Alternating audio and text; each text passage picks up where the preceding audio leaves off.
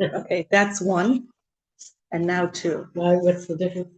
Because I want to get this out today.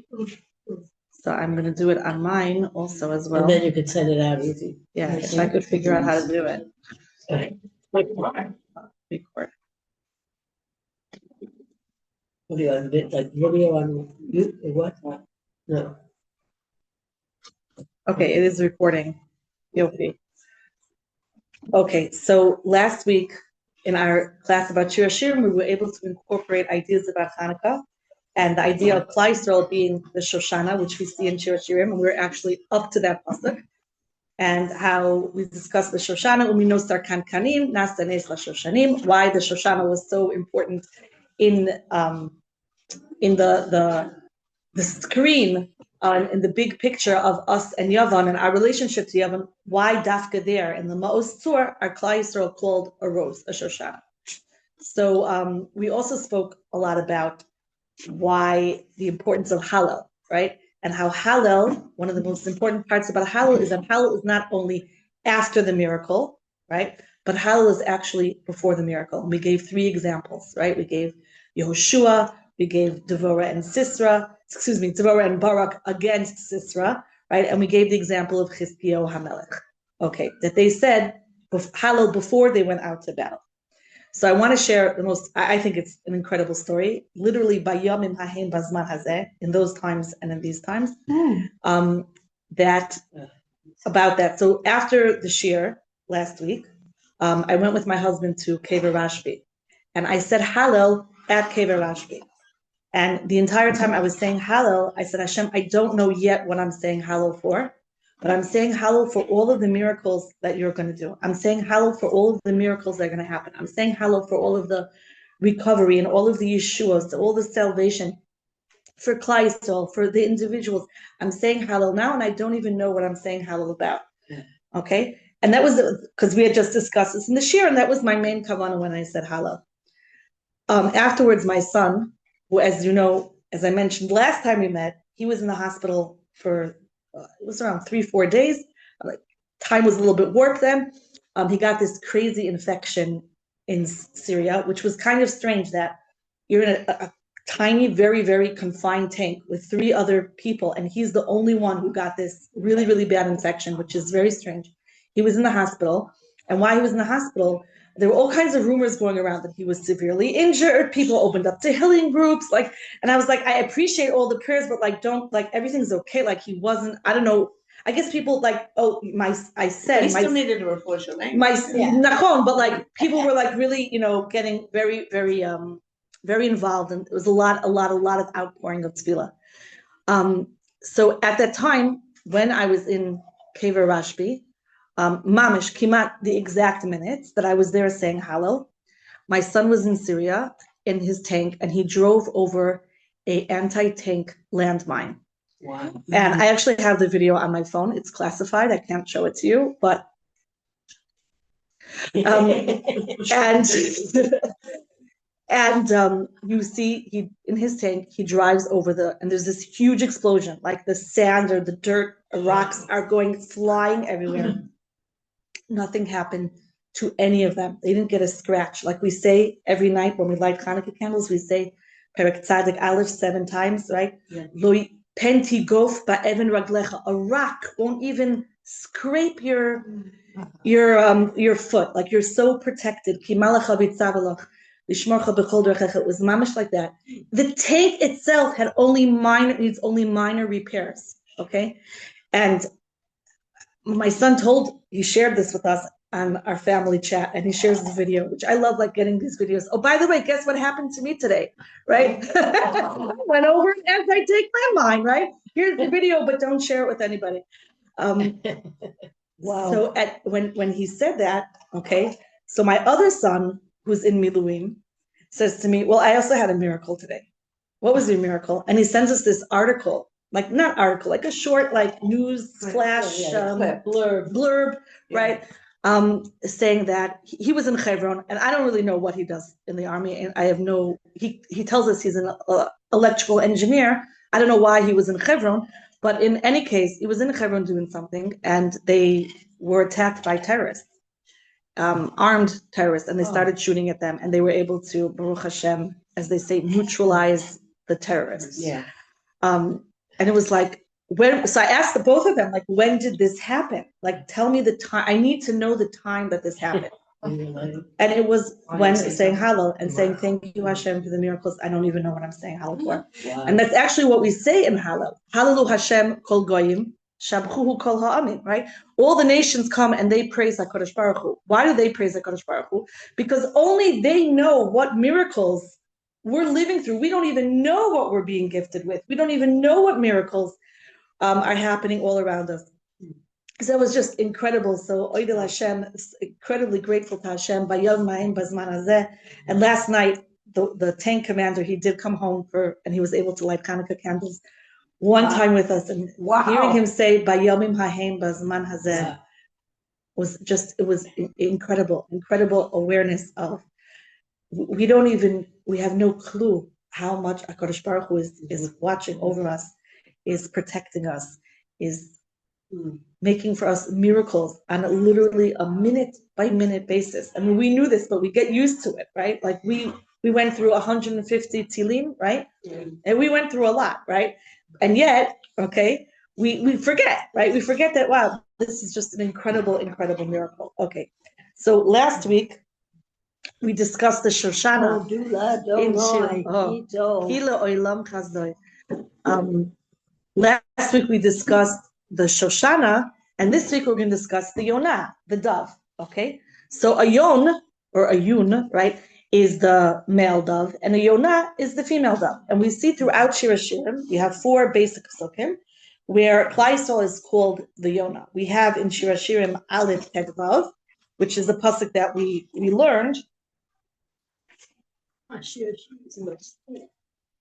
Please make this learning in the merit of the tongue of Geffen for Refuah Shalema. Refuah Shalema and Refuah Shalema to Baruch ben Bracha, to Shoshana Yonah Bat Edel, and Ro'i Chaim ben Merav Besoch Shar Holy Alshech-Join, amongst all of the sick people, all the people who need a Yeshua, all of the people who need Yeshua's. In Refuah's Hanefesh, a healing of the soul, and it should be a Shmira Elyona for all the Chayalim. Amen. Well, you have a Shoshana Yonah in that list right here. Yeah, so actually I said she's listening to this now, or she's going to be listening to this. I sent to the Shir, I said, look what I'm doing, like this is amazing. Last week we did Shoshana, and this week we're doing Yonah. Yes. Fits in perfectly. Can I Okay, just have 2 names? please. Okay, Faidova Bas Medrash and Achmadina Bas Medrash. Okay, so the pasuk in Shir HaShirim, Parak Alef, pasuk Tetvav, a pasuk which we learned. Behold, you are beautiful, my love. Behold, you are beautiful. Your eyes are like doves. Hinach yafa rayasi, hinach yafa einayich yonim. Right, and we had discussed the white of the doves, the white of the eyes. We had discussed the pasuk one way, and today we're going to flip it. Right, we discussed that this is Hashem telling us how He looks at us. Right, how does Hashem view us? We said Klal Yisrael has this real complex, right? About how could Hashem possibly love me? Look at what I've done, right? Hashem has given me these tremendous gifts. Hashem has done for me these incredible miracles, right? But Hashem loves me. Like, I didn't have perfect kavanah the day afterwards. I didn't have perfect kavanah. I didn't spend the whole day saying Tehillim. I didn't spend the whole day giving. I didn't give away, so much tzedakah. I didn't do. Like, how could Hashem love me, right? And even those are good things I didn't do. What about all the things I did? You think I didn't speak Lashon Hara since my son had this great miracle? Of course, so how could you love me, Hashem, after you did such a great miracle for me? And this goes back to Klal Yisrael being liberated and redeemed from Mitzrayim, given the Torah, all those incredible miracles, and serving the golden calf, which is like, you can't possibly love me after I serve with the golden calf. You can't possibly love me after I complained endlessly in the midbar. You can't possibly love me after I did the sin of the spies, right? You can't possibly love me after I did the sin with Midian. Like, there's no way you could love me, right? I am unlovable. And Klal Yisrael throughout Shir HaShirim is constantly comforting Klal Yisrael and assuring her and giving her reassurance again and again. I love you, I love you, I love you, I love you, I love you. This is not something that can be broken. This is not something that can be changed. This is true love, and true love is something which is forever, right? As I heard when I came in, you were singing Ahavas Olam, right? Eternal love. And ineffable. Hmm? Ineffable. Ineffable. It is. It's what it is. It is the only truth maybe that we have. So that's one place in Shir HaShirim. But today we're going to see that HaKadosh Baruch Hu is telling us that our eyes are like doves, our eyes are beautiful, that the way that we see things, when we see things through the lens of the dove, and we'll talk about what that is shortly, when we see things through the lens of the dove, we are actually, that's when Hashem is praising us, that's when we're perceiving reality. Okay? And then we have another pasuk in Perek Bet, which we didn't get to yet, which is Yonasi b'chag hasela b'seiser hamadrega harini es mar'ech hashmeini es koilech ki koilech orev umarich nove. My dove in the clefts of the rock, in the hiding places of the mountainside, let me see your face, let me hear your voice, for your voice is sweet and your face is lovely. And then we have another pasuk in Shir HaShirim, which fascinating pasuk, very well-known pasuk in chapter 5. Ani yeshena v'li bi'er, pasuk beis, for those who are looking. Ani yeshena v'li bi'er, kol dodi dofek. I am sleeping, but my heart is awake. The voice of my beloved is knocking and calling out also. Pischili achoisi rayasi yonasi samasi. Open up for me, my sister, my ra'aya, which I promised you that we, Bezrat Hashem, are going to have a shir on what is ra'aya. My companion will translate it for now. Yonasi, my dove, Tamasi, my perfect one. Shiroshi nimlatal kvutzosai resise laila. For my head is drenched with dew and my locks, my curls, with the drops of the night. Okay, and then we have another pasuk in Shir HaShirim, in Perek Vav pasuk Tet. Achas hi Yonasi, my dove is one, my perfect one. Tamasi, hi li'ima bara hi li'yodata ra'uha banot vayashuha melachot upilagshim v'yahalaluha. Her daughters saw her and praised her, the queens and concubines, and they all extolled her. Okay, so now we have these 4 psukim, which we discussed from Shir HaShirim, which Klal Yisrael is compared to the dove, and we'll see how each one is actually reflecting a different aspect of Klal Yisrael, and how dafka, whenever Klal Yisrael is compared to the dove, it's in relevance to the kochot, the forces of Yavan, of what the Greek spiritual forces represent, and the I don't want to, dafka, I want to use the word competition, but I don't want to use the competition, the struggle, that's the better word, okay? Because competition is a Yavan world, right? Self-manifestation or manifestation, that's a Yisrael word, right? So I didn't want to use the word competition, because we're not in competition with Yavan, we're struggling for our identity. And when we become in competition with Yavan, that's when we begin to lose our identity, because if my identity is only in terms of you, right? I think about, I think of many of us were teachers here, right? Who taught Mississippi, right? Mississippi taught. Okay, so when you teach, right? So there's all these aptitude tests, and even if you don't have aptitude tests, you have tests in the classroom, right? So there's a grade for the test, okay? And the test is in comparison, and the grades are universal, right? And we're going to get very deep into this, right? There's one size fits all. An A is an A, right? But really, for some students, right, when they get a D+, that's an A for them, right? Because they put in a tremendous amount of effort. They overcame a tremendous amount of obstacles, and they worked hard to get it. But the minute we compare people, right, we're actually losing individuality. And this is actually, we're going to get to this. This is the struggle between Klal Yisrael to define our identity. How much baseline do we have? How much dominion, how much systems, right? How much institutionalized do things have to be versus individuality? And this is reflected in the struggle between Yehuda and Yosef, right? Yehuda and the brothers, all who voted with him, which was everybody, right? Except for Binyamin, who wasn't there. They all said, And Reuben, which even Reuven was for institutionalization, right? That's primal. That's more important than individuality. And Yosef is individuality, right? As we mentioned this last week, what did Yaakov buy him? A ksonis pasim, right? A colorful coat, right? A coat which reflected his individuality, right? He wasn't wearing what everybody else was wearing, He was an individual. Yosef is all, okay, I'm getting ahead of myself. Okay, so first before that, let's go back to what are the differences between Golus Yavan and our other three primal exiles, right? The primal exiles, Bavel, Parasu, Madai, and Edom. The difference is that Yavan takes place, the Golus of Yavan and the redemption of Yavan takes place in Israel. We have the Beis HaMikdash. There's no loss of land. There's no loss of Beis HaMikdash. What, yes, the essence, the identity of the Beis HaMikdash is what's at stake here. And who were the main warriors in this identity battle? Were other Jews, right? Were Hellenistic Jews who said, we need to be more like Greece. We need to be more like Yavan, right? That's who we need to be. We need to bring in more poetry. We need to bring in more democracy. We need to bring, thank God they didn't want to bring in a lot of other stuff. Okay, that was going on, but we need these things. These are going to complement our identity. They're not going to distract from our identity. They're going to complement our identity. And the question is, a deeper question is how we're supposed to be an Or Lagoyim, right? That's our purpose as Yisrael, as a nation.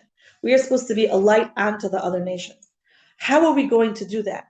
By separating or by mixing? By going out or by going in, right? So that was one of the main battles, and that was the difference, where Golus Yavan is this internal struggle. It's not vis-a-vis, we're not in another culture now. We have to decide if we are going to adapt. We have to define our identity. And there's this huge division and schism amongst Klal Yisrael on how to see this. So Golus Yavan, there's no loss of land, but the national identity and our autonomy over our land and over our ways, that's what's being questioned. That's where the struggle lies. And how did Yavan, and this should sound very familiar to all of us, how did Yavan do this? Because we were divided.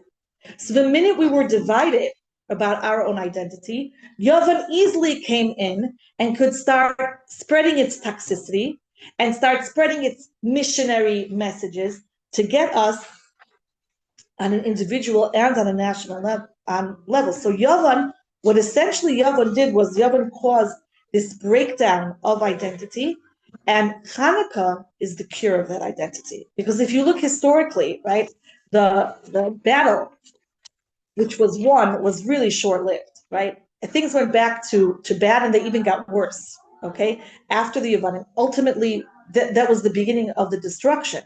So on one level, it was the beginning of the destruction, but on another level, it was a victory of eternal clarification of what our identity is and who we are. I've got to say something. We don't keep our identity as soon as the Goyim start copying us, we change it. We used to do this. We don't do that because the Goy started doing it. We don't want to do what they're doing. And we used to call us the holiday of lights because we lit candles. Now, the Goyim have lights. They've electrified them, but now we don't do it because we're willing to change our identity according to what the Goyim are doing. I don't think we should. If they want to copy us, maybe they should copy us, but we should be loyal to what we were. We shouldn't be changing because somebody else is copying us. We should. It's a little bit of a different topic, which is a topic which definitely deserves attention, but it's a little bit out of the scope of it's taking in a totally different direction. But it does deserve attention. Okay, sorry. No problem. Okay, so the Gemara in Masechah Shabbos asks a great question. The Gemara says, "Ma'i Chanukah? What is Chanukah?" Now, obviously, they knew what Chanukah was, right? When the Gemara in Masechah Shabbos is written, we're talking about 500 years from when Chazal established Chanukah until this question and this answer was written.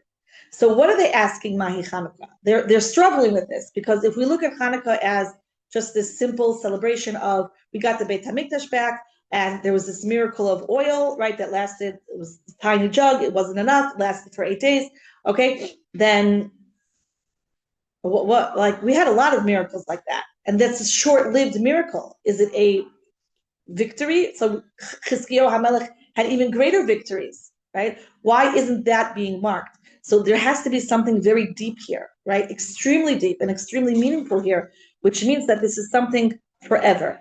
So the Gemara says, what is Hanukkah? Our sages taught, on the 25th of Kislev begin the days of Hanukkah, 8 days during which eulogies and fasting are forbidden. For when the Greeks entered the sanctuary, they defiled the oils therein, and when the Hashmonaim royal house prevailed and defeated them, they searched and found only one jug of oil that was sealed with the seal of the high priest.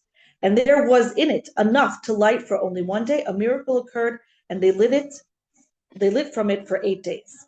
The following year, these days were established and made into festivals with the recitation of Hallel and Thanksgiving. That answer the question? No, right? That actually gave us another question, which is in the Alanisim, what do we find? Rabim Bi'amatim, right? Only about the war. Here, we have a tiny bit about the war and mostly about the oil. So what is going on here, right? What are we exactly marking? And here we are today, the zchut to learn together on Zos Hanukkah, which is like the Ne'ilah. It's like the pinnacle of not just the days of Hanukkah, but there are many Hasidic Svarim that will teach us that it's the Ne'ilah from Elul. We're going into this like we've been storing and storing and storing. And here we have it. So we want to get to that point and get to that innermost dimension of Hanukkah, and we're going to do it through the Yonah, through our Shir HaShirim. Okay, so the Zohar HaKadosh in Shemos tells us, when it's describing Yavan, it's trying to understand, again, what's the essence of Yavan. There's a pasuk that says, Esher ein bamum, da malchus Yavan. That's malchus Yavan. Without blemish, this is Greece, who are the closest to the path of Emunah. And the Zohar HaKadosh tells us in Yisrael, V'noiga lo misaviv, that's a pasuk from Yecheskel, Perek Alef, pasuk Dalid, that noga lo saviv means a shine surrounds it. Okay? Zu malchus Yavan. That's malchus Yavan. So we have these two pieces from the Zohar which are telling us that Yavan has this glow to it. Yavan has this almost faith to it. It's close, but it's superficial. It has no root. It has no root of connection, and it has no depth, but it does have, right? There's something there. There's some kind of sparkle. There's some kind of glitter there, which is attracting, which looks good, which looks right. And this could be traced back, and we're going to go back into the story of Noach, okay? We're going to go, but before we go to Noach, let's look at this very interesting pasuk from Zechariah. Zechariah is one of the last Nevi'im, and Zechariah it's hinted to a lot about Hanukkah. We have the Haftarah that we read on Shabbos Hanukkah comes from Zechariah. Okay, so in Zechariah he says the following. This is Perek Yud Gimel. No, this is Perek 9, Perek Tet. Pasuk Yud Alef and Yud Gimel. We're going to look at now. Even with my glasses, I can barely read it. Okay, so let's look at Psukim Yud Alef 11 and Yud Gimel. Gam at bedam britcha, britech. I can't say the nekudot. I'm sorry. Shilachti asirayich mibor ein mayim bo. You too, with the blood of your covenant, I have freed your prisoners from a pit in which there was no water. What does that remind you of? Yosef freed prisoners from a pit with no water. Where do we have a pit with no water? Yosef. What was there? Snakes and scorpions, right? So there's no water, but there's snakes and scorpions. So is this a hint to Yosef? And also the Brit, right? Yosef is in the Sfirot, right? Is Yesod. Okay, Yesod is deeply connected to the bris, right? The mitzvah of bris milah, and we know that Yosef was extremely guarded in this mitzvah of bris milah to the point where he had all of the mitzrim perform a bris milah. Who, by the way, also asked everyone to perform a bris milah? Shimon and Levi, right? When they went into Shechem, right? Shechem is the city that Chazal tell us. In Shechem, Yosef was sold. In Shechem, the split of the Malchus happened, right? And then we have another nevuah, okay, which talks about that Klal Yisrael in the coming of Mashiach will be Shechem, which means shoulders, Achas, one Shechem. So the city of Shechem, which is a city of Hamakom Amuchan Leporonius, it's called a place which is like Misugal, it's auspicious for bad stuff to happen, right? We had a teacher in high school who always used to say about a certain corner. That corner is makom hamuchan leporanius. Whoever sits there ends up talking, right? Ends up disturbing and ends up getting kicked out. Okay, so Shechem is this place where there was tremendous division, okay? And not division just between brothers, but division between oneself. Who am I? What am I? The split of Yisrael and Yehuda, the northern kingdom and the southern kingdom, which happened in the time of the first temple, right? Really quickly, right? The son of Shlomo, Rechavam, was king. Shlomo built the temple. Rechavam is king, and Yeravam, descendant of Yosef, split, right? And he split and he made this kingdom. What was the capital of the northern kingdom? Shechem, right? Shechem, right? Shiloh was where the Mishkan was for many, many years, right? So it's this place. There's something about the energy here, right? There's something going on here in this very, very deep way. Now, we can get into this, and I'm going to get a little bit off topic here, but Shechem is also very connected to Hanukkah. Interestingly enough, what's the first thing that Yaakov did when he came to Shechem? He opened up marketplaces, okay? And we know that Hanukkah is very connected to money, right? Demei Hanukkah, right? Everyone remembers that, right? Okay, Hanukkah Geld, this concept of Hanukkah Geld. And we can light the candles until when? What does the halacha tell us? We can light the candles ad shetichle regel min hashuk, until there's no more people walking around in the shuk. What shuk is it referring to? It's referring to the shuk of Shechem that Yaakov opened there. Okay, so there's tremendously deep ideas which are brought in a sefer called Livias Chen, which unfortunately, I read it every year on Hanukkah, and every year I'm like, I never read this before. This is amazing. Okay, we'll get to something else soon that I read the book. I'm telling you, it's tattered. It's from 1980 something. It's falling apart. It's been taped up a few times. It's out of print. You can't get it. And every year I'm reading it. I'm like, I never read this before. Wow, this is amazing. Okay, so we have this incredible pasuk in Zechariah, and then two pasukim later. Ki darachta li Yehuda keshes mileise Ephraim ve'orarti banayich Tzion al banayich Yavan v'samticha kecherev gibur. For I bend Yehuda for me like a bow. I fill the hand of Ephraim, and I will arouse your children, O Tzion, upon your children, O Yavan, and I will make you as the sword of a mighty man. So here we have, all of a sudden, we're talking about Yosef, okay? Obviously, we're talking about Yosef because we just pointed out we have an empty pit with no water. That's Yosef. We have a bris. That's Yosef. Two psukim later, we're talking about Yehuda and Yavan, pitting Yehuda and Yavan. How? Tzion versus Yavan. Let's look at that word Tzion. What is Tzion? Tzion is Yavan with the tzaddik in the beginning. Yud, Vav, Nun, right? Yavan is Yona with a hey at the end. Yud, Vav, Nun. The male dove and Greece are the same spelling. Yud, Vav, Nun. What else does Yud, Vav, Nun mean in Lashon HaKodesh? It means quicksand, as we see in Tehillim, Perek 40, right? Hatzileni metit hayavein. Hashem pulled me out of the quicksand that I was sinking into, right? Let's look at the word Yavan, how it reflects sinking. You have Yud, which is like you put one toe in, and then you have the Vav, which pulls you even further, and then you have the final Nun, which is the whole leg. Yeah, you give it a finger, takes your whole body, right? Yavein, it literally, the letters sink, okay?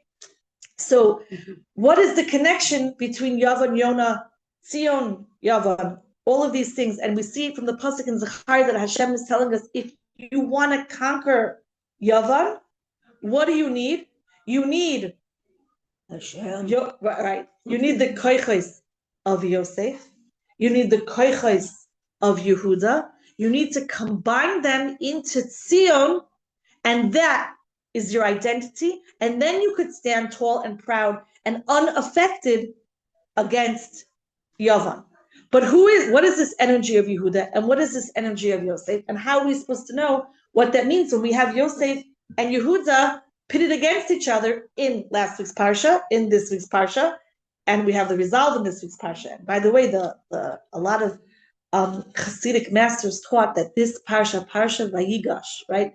These words Vayigash Yehuda, which is the culmination of all of Sefer Bereshis, which is the reunion of brothers, which is brothers being brothers taking responsibility for each other.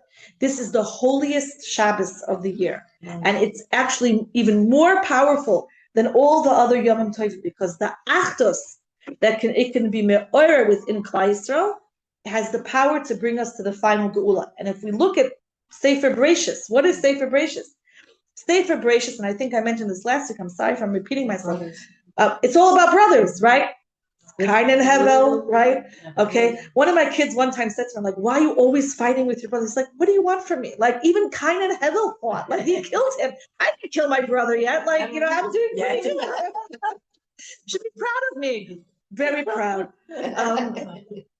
Okay. So we have Kain and Hevel, and then we have Inyanim of Avram and his brothers, and Avram and his nephew, Lot. Yeah. And then we have Yitzchak and Yishmael, and then we have Yaakov and Esau, and then we have Yosef and his brothers. So since the dawn of time, literally, since the first brothers ever entered the world, brothers have been struggling to define their relationship, to define their responsibility, to define what it means to love a brother, what it means to be brothers, right? Because brothers, and even we had twins, right? Yaakov and Esau. You can't get any more connected than that, okay? Twins who shared. And yet they were so different. And yet they were so different, and yet they each had an energy to bring to the table, right? And how do we do this? How do we adapt? How do we appreciate? How do we live with two different identities, so to speak? Okay, so the Midrash Hane'elam tells us something incredible on this pasuk. In the Golus of Greece,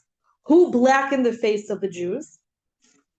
And the Midrash brings us back all of a sudden to the story of Noach and the Teva. And that's another story of brothers too. And there was an olive leaf plucked off in her mouth. In whose mouth? Yonah. Okay. If the Holy One had not enlightened the wise to light the candles with the oil of olives, the remainder of Judah would have been lost forever. Why? Read that line one more time. Sure. That's important. If the Holy One had not enlightened the wise to light the candles with the oil of olives, the remainder of Judah would have been lost forever. Why? So why? Let's try to figure out why. What is it about this Yonah, right? Yonah and Tzion. We have the pasuk in Zechariah which tells us the key is Tzion, right? It's the key of Tzion is uniting Yosef and Yehuda. We have this Midrash Ne'elam, which is now telling us, go back to the story of the dove and Noach. Go back to the Teva. Go back to that time, because that is going to give us the key to who blackened the faces of the Jews. That was Yavan. And the mystery and miracle that of HaKadosh Baruch Hu enlightening the wise men, who are the Chashmonaim, who are the Tzaddikim, okay, to light the candles with olive oils, then we would have been lost forever. And who would have been lost forever? Us. Yehuda, specifically Yehuda, right? Specifically that aspect of Klal Yisrael would have been lost forever. Okay, now we need a lot of explanation. So let's get some more sources so that we can delve even deeper into it. So Klal Yisrael, the Zohar HaKadosh tells us in Tikkunei Zohar 13, Klal Yisrael is symbolized by the Yonah only because of the oil of the menorah.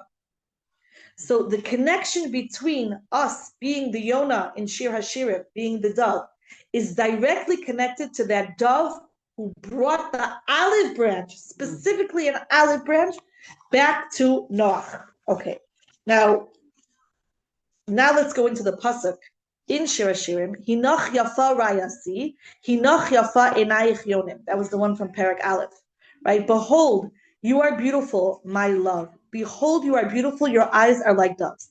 The Midrash Tanchuma tells us in Parshas Tetzaveh, and Parshas Tetzaveh, what are we talking about in Parshas Tetzaveh? Why is this in Parshas Tetzaveh? Because we're talking about the menorah, right?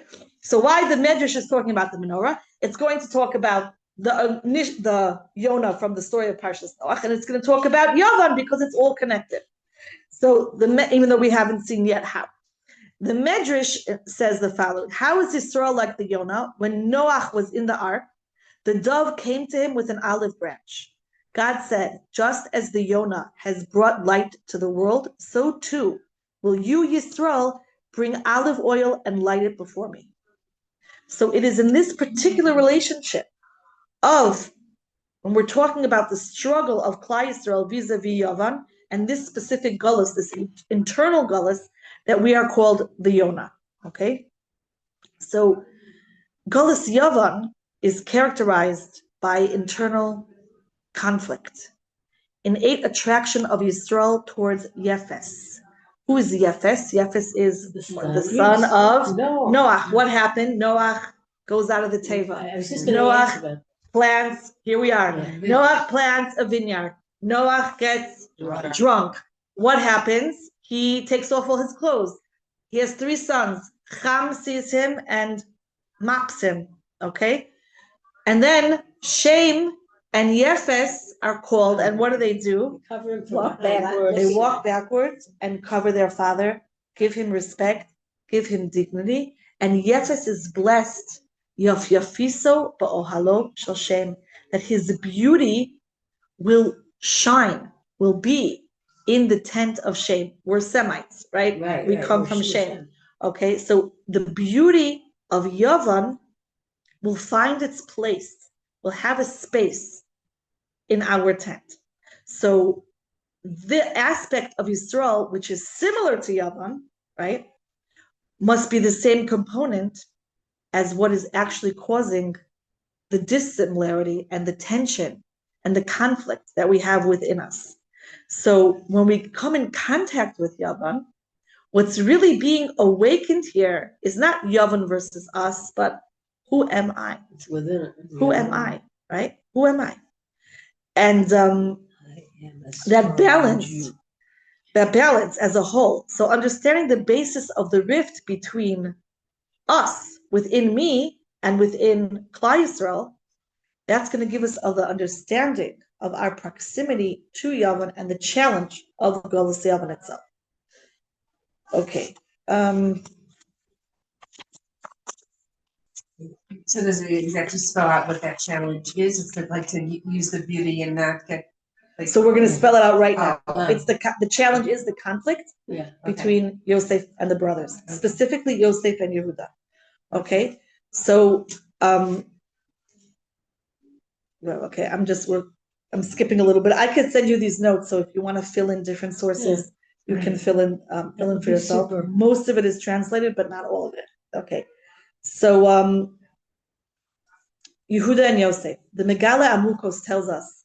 The Megala Amukos, fascinating svarim, fascinating limud, tells us that Golus Yavan was required in order to rectify the sale of Yosef.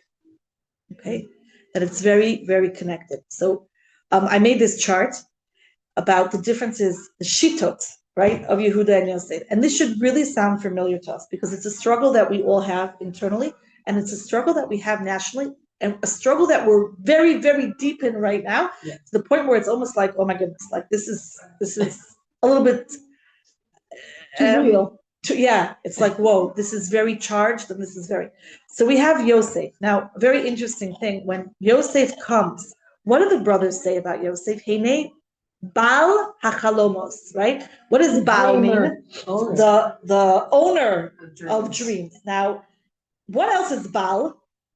There's an Avodah Zarah, right? An idol worship called Baal, right? So according to Rabbanit Yemima, in our modern Rabbanit Yemima Mizrahi, in our modern day, those are women who worship their husbands, right? Who they depend on their husbands and not God. Who are always saying, "Oh, my husband will take care of my husband." You have to love your husband. You got to depend on God, right?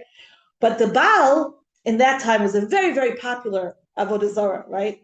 Avodah Zarahs come in, mode and fashions. It was very popular for a long time, and the Zohar says when they said Hinei Baal HaChalomot, the owner of dreams, they were saying his dreams are going to bring Klal Yisrael to worship idols, to worship the Baal. And it's true, right? Because when Yeravam, the descendant of Yosef, let's go before that, before we get to Yeravam, the descendant of Yosef. the Egel HaZahav, right? How is the Egel HaZahav made? Aaron, a Kohen, threw in A brick. and what was on this brick? The name of Hashem. What was this brick previously used for? This is the same brick which they threw in, and the body of Yosef rose up. That's how they retrieved the body of Yosef. To bring back the Atzmos Yosef to be buried in Shechem, right? So the same brick that was used to bring the body of Yosef up was used to form the Egel. Now, how is this Yosef's fault? We'll get to it soon, right? But the idea, they were saying his shita on how Klal Yisrael should live their lives, his hashkafat ha'chaim, this is going to bring Klal Yisrael to serve idols. And then, of course, his descendant Yeravam, who brought the Baal back to Klal Yisrael. Klal Yisrael was clean of Avodah Zarah for many, many years. He brought this Baal back, this idol worship. He set up idols, something we can't even imagine. How could that possibly be? And people, instead of going to the Beit HaMikdash from the northern kingdom, didn't go to the Beit HaMikdash. They came and they had their own chagim and their own aliyah l'regel, their own pilgrimage to these idols. Wow. Which idols? The Baal. So are they right? They're right. Your dreams, your individuality, your non-conformity is going to bring to idol worship. Okay, so Yosef, and even everything we learn about Yosef in the beginning, what is it about? It's about beauty, right? What was one of the ta'anot the brothers had on him? You stand in front of a mirror and you curl your hair. What is that, right? You shouldn't be curling your hair, right? You shouldn't be doing that. You have this Ksodas Pasim. I heard that he painted eyeshadow. I don't know about that, right? That I don't know about. But he was definitely, and he's described as beautiful, right? And it says in the Brachos of Yaakov, it says that Eshes Potiphar, right? That she gave all of her maidservants a knife and a fruit. And she said, Yosef, come. And she told them, slice the fruit. And they're slicing the fruit, and they all saw Yosef, and they sliced their hands. They were so enamored by his beauty, right? So Yosef was this incredible beauty thing. Yosef is called the shore, right? The ox. What came when they took that brick and threw it into an egel, right? The youthful version of a shore. The youthful version of the shore represents unchecked dreams, uncriticized dreams. Everything is unbound, fluidity, right? No conformity, no rules, complete individuality, and the egel, will also represent anarchy to a certain, because it's unchecked, right? So Yehuda and the brothers see this coming from Yosef, and they say, this is dangerous, right? This is a red flag. We cannot allow that kind of thought to come in. What are we looking for? We're looking for structure. We're looking for systems. We need to take all of the details, right? Yosef is the details. Yehuda is the whole. We need to take all of those details and give them a framework, which is a whole, give them a place to manifest, but only within a structure and a system. So his kavanah was kavanah tova. So not only was his kavanah tova, he's right. Yeah. The problem is Yosef is also right, because what structure and system without imagination and individuality? Yeah. It's oppression. It's robotic. It's not love, right? It's what? Totalitarianism. And what ends up happening is in these systems, right? There's someone who's controlling the system, and instead of it being about the klal, it ends up being about that person, that one person. No, this would be not Yosef issue, right? This would be the opposite of Yosef. Okay, so. You know what? What's the word you just said? Megalomaniac, right? So you know what it would be? A narcissist, right? And this is why we're seeing so much narcissism today, right? We're seeing narcissism from both the unchecked dreams, and it's all about me and my individuality, and we're seeing narcissism from those who are so intent on having a system so that they can control and prevent people from manifesting any individuality at all. Okay, the two extremes, too unchecked, too unbalanced. So Yehuda is the midah of Hod, Yehuda, you hear it, right? Which is Malchut, which is the king in Israel is supposed to be a conglomerate, a whole of all of the parts. The king in Israel is supposed to give people the freedom to actually manifest and be themselves and actualize themselves, okay, from a place of stability, okay? And then you have Yosef, who's Yisod, right? Which Yisod is a more individualistic thing. Now, interestingly enough, I heard this many years ago. The word Mossad, right, which is an institution in Hebrew, is actually the same letters as Sodom. Yeah. Right? Now, what was Sodom? Sodom was a place where they put a guest in a bed, if your feet were too short, they stretched them. And if your feet were too long, they cut them, right? So that a Mossad, Sodom is one size fits all. Sodom is stability, structure, system taken all the way in the wrong direction, right? Going totally in the wrong direction, leading to corruption, okay? Corruption of the system, as opposed to the dangers of Yosef, which is the corruption of the individual. Okay, so the core avoda of Yehuda was hodaya, acknowledgement, submission, confession, truth, okay? And the avoda of Yosef, the main avoda is halal, which is revelation, which is expression, which is elevation. Now, these days were given to us, elu, lehodos, ulahalel. And this is the bottom line, and this is what the Gemara is telling us in Mai Chanukah. Exactly. You're making the hand motion? That's it. That's the answer. It's the synthesis, and that's the Yonah. The Yonah is the synthesis of Yehuda and Yosef. Adding the Hey to the Yavan makes it Hodaya. Adding the Tzaddik makes it Sion, right? So the Yonah is the person, and Sion is the place. Okay? That's our identity. Our identity is who we are, the people, and our identity is the place, right? Where we are, our land, being in our land, being in the space, that mental, physical space that we're supposed to be. So when we look at Yehuda, the inner motion of Yehuda is bitul hayesh, right? Which is nullification of self, meaning I put myself down and I'm giving over to authority, I'm giving over to a system, I'm giving over to a structure. And Yehuda is revelation of self, Gilui HaKohot, right? Being able to reveal and manifest, shine my light into the world. Yehuda, though, gives us the menorah where we could actually contain that light. So Yehuda's primary spiritual act is accepting reality as it is, okay? Meaning being very rooted, very structured, very present, okay?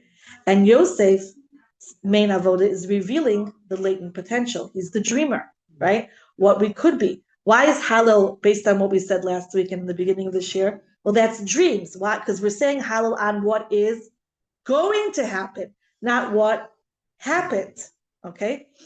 So Yehuda, his relationship to truth is that truth is accepted even when painful. And Yosef's relationship to truth is advanced through vision.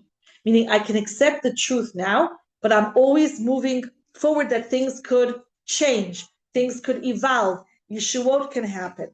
Yehuda's signature statement is Tzadka Mimeni, when he says to Tamar, you are more righteous than me, right? And Yosef's, motto, signature statement is, how could I do this bad thing?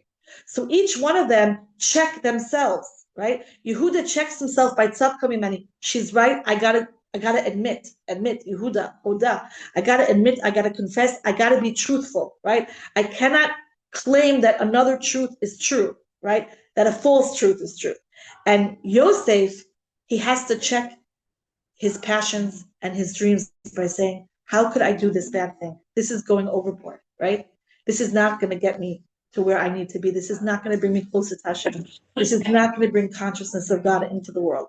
And it's very easy to get lost in that. You know what? If I did this, and many people have sinned like that, including Yeravim ben Nevat, right? Who said, if I do this for Klal Yisrael, Yeravim ben Nevat was positive that he was saving Klal Yisrael, right? Positive that he was going to bring real spirituality back to Klal Yisrael. I am going to bring real consciousness of God to people. He was positive, as most people are positive that what they're doing is 100% right. Okay. The type of kingship, because we know we have Mashiach ben David, which is Yehuda, and we have Mashiach ben Yosef. The type of kingship, Malchus Hanobas Mehakara. Yehuda is going to be king, and this is how David HaMelech was appointed king, by Klal Yisrael admitting that he was king, wanting him to be king. And initially they did not, right? But eventually they accepted his Malchus. And when we accept Malchus ben David, and we're still davening for Malchus ben David, we're doing that every day by saying, this is who we want. We want a king. Now, even HaKadosh Baruch Hu, who's the Melech Malchei HaMelachim, right? The king of all kings. What is Rosh Hashanah about? There's no king if there's no subjects. And if there's no real king if the subjects are being forced, right? It has to be from love. It has to be from ratzon, from will. And Yosef's ability to be king and his type of kingship is his hanhaga hanovas me'echolet, his ability, right? His charm, his draw, okay? If we want to talk about a Kabbalistic function, so Yehuda is the kli, he's the vessel, he gives us structure, he gives us a system, he gives us a way, and Yosef is the shefa, right? And we know that through Yosef came shefa to all of Mitzrayim and then to all of the world, okay? So there's the kli and there's the shefa. Relationship to the self, Yehuda, the self, everything is truth, and Yosef, the self is refined and elevated. So his self, my self is just emet. Yosef's self is what I can become. So all of these things, you can't live only in Yehuda world, and you can't live only in Yosef world. You have to have synthesis. Where do you draw the line between individuality and structure and system? That's a question that we're here to answer, right? We have a lot of time, Bezrat Hashem, till 120 to figure it out. But that's what we're always, Bezrat Hashem, that's what we're always trying to do. So we went over time, but I'm just going to go back to the psukim, and I'll send you this. It's long. Thank you. Okay, and I don't take responsibility for any of the spelling mistakes. I didn't even have time to spell check it at all, and I'm sure that there are spelling mistakes here. Okay, so going back to the psukim, okay, Einayich yoinim, your eyes are like doves. You see the panemius, you see the inner dimension of things, okay?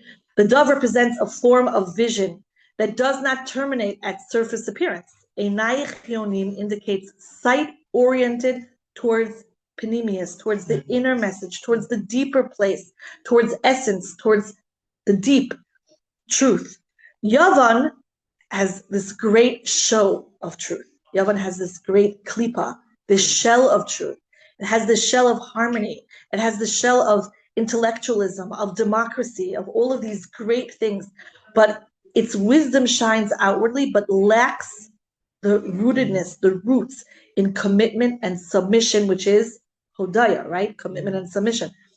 The confrontation with Yavan is therefore not knowledge versus ignorance, but external form versus inner reality.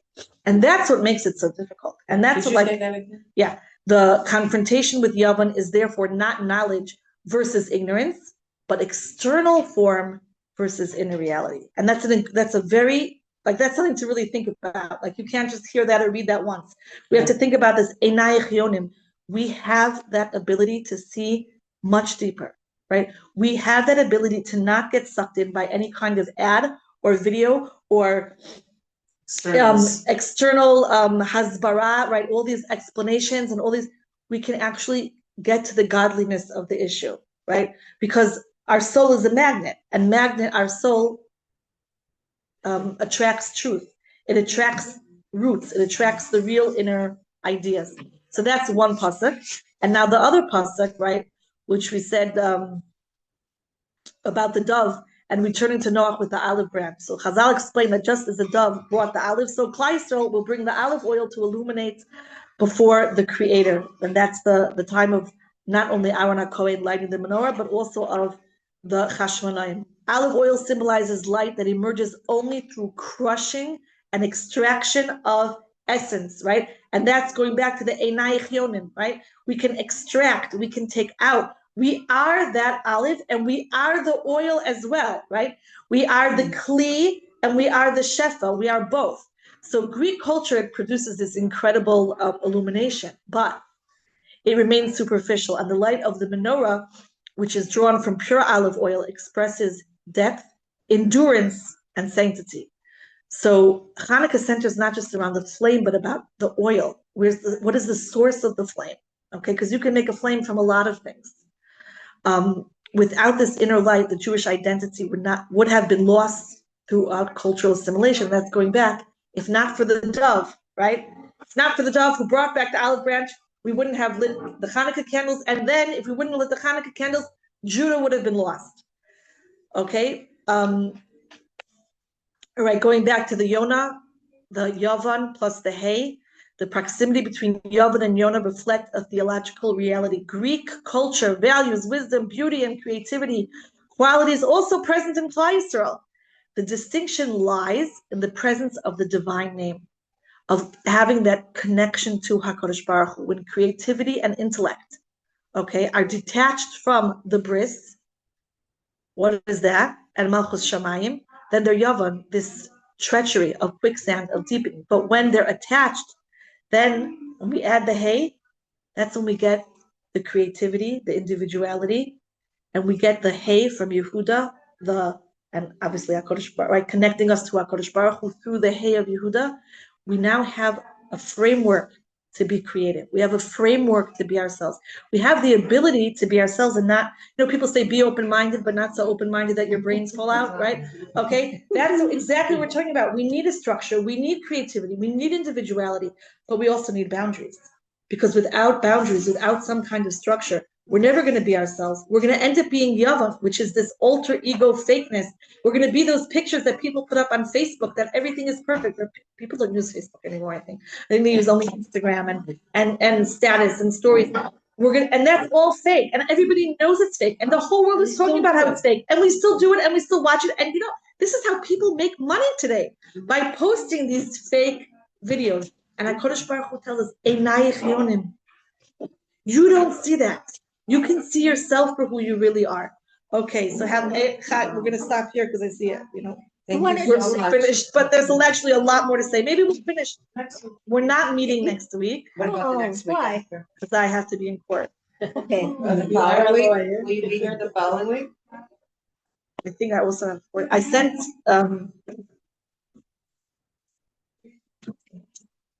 hold on. I sent Judy my dates. Okay. And I don't remember them. And We'll look forward to the next time, whenever it is. Bezrat Hashem, but maybe we'll pick up next time because these are very, very deep and very incredible ideas. Learned so much. It's all based on the Yad. Wow. This incredible. One more thing. The one thing that shocked me this year, we're used to saying Leah is 36, right? Leah Hodaya is 36. That's 36 hours that the Or Haganuz burned, the light burned, right? The 36 candles that we light on Hanukkah. You know what else is the gematria of 36? Eicha, Ayeka. Where are you? Where are you? Why are you not shining your light?